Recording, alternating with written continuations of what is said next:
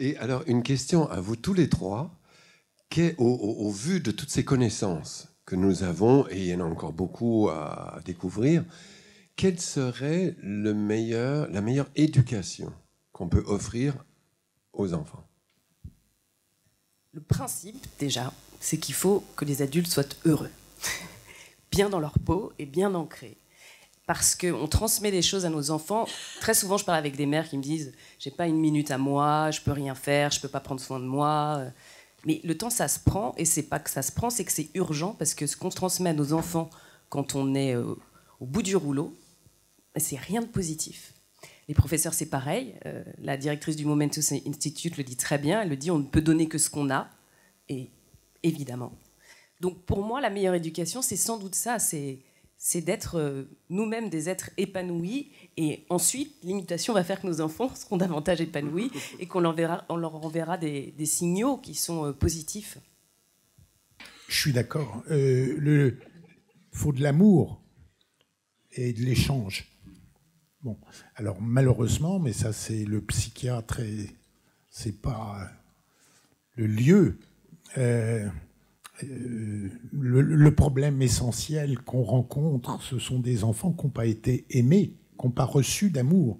Ça ne veut pas forcément dire pas aimés, mais mal aimés. Enfin, il y a aussi évidemment toute la misère humaine, mais de carence. Mais je crois que ce qu'il faut, c'est prendre son enfant dans ses bras. C'est très bien montré. Ça suffit. Il n'y a pas de règle. Justement, le défaut qui revient périodiquement serait de rendre intelligible la conduite à tenir. Il faut être naturel, et pour ça, il faut le temps de l'être. Alors, effectivement, c'est pas facile de faire des films et d'avoir 2 enfants.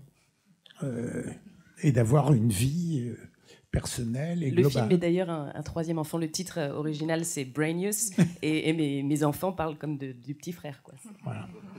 Donc, mais bon, il faut du temps aux mères. Donc, il faudrait prioriser la femme qui, ayant choisi d'avoir des enfants et qui réussit, n'est pas forcément celle qui est PDG d'une grosse boîte. Donc elle a des conflits, et peut-être que valoriser la fonction maternelle dans sa simplicité et son côté naturel, mais enfin je dis des évidences, c'est juste les rappeler.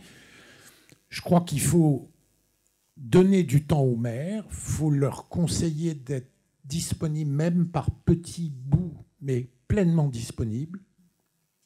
Et je ne suis pas sûr que ce qu'on nous a appris, il y a hélas une critique pas infondée. Je pensais, moi j'étais au lycée il y a déjà bien longtemps, très très longtemps, et je me souviens qu'on avait un premier de la classe qui était le type le plus brillant, et à l'époque, si on voulait faire Polytechnique ou Normal Sup, il ne fallait pas aller dans le lycée où j'étais, qui était un lycée basique, à la porte de Saint-Cloud. Il fallait aller à un des 3 grands lycées, Louis-le-Grand ou Janson, c'était déjà un peu limite. Bon. Et notre premier de la classe que j'ai suivi tristement pendant 5 ans, j'étais convaincu qu'il partirait à Louis-le-Grand ou à Janson. Et non, il est resté faire la prépa dans le même lycée. Il a anticipé l'idée qu'il préférait être le premier dans un lycée qui ne prépare pas que d'aller scoltiner, d'être 10e ou 15e, ce qu'il n'avait jamais connu depuis la 6e. Et ça, c'est France. Enfin, c'est la facette un peu qu'il faut faire un peu bouger. Et ça, c'est français quand même, je crois. Enfin...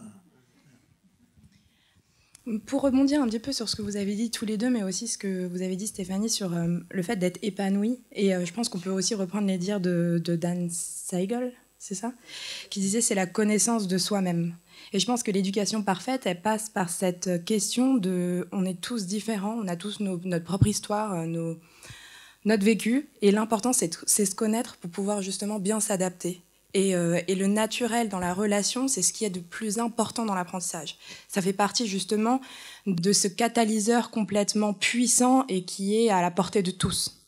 Et je pense que c'est ça qu'il faut retenir sur l'éducation parfaite, c'est finalement qu'est-ce qui est bon pour soi-même et qu'est-ce qu'on est capable de transmettre. Parce que comme vous l'avez très bien dit, on est capable de transmettre que ce qu'on a.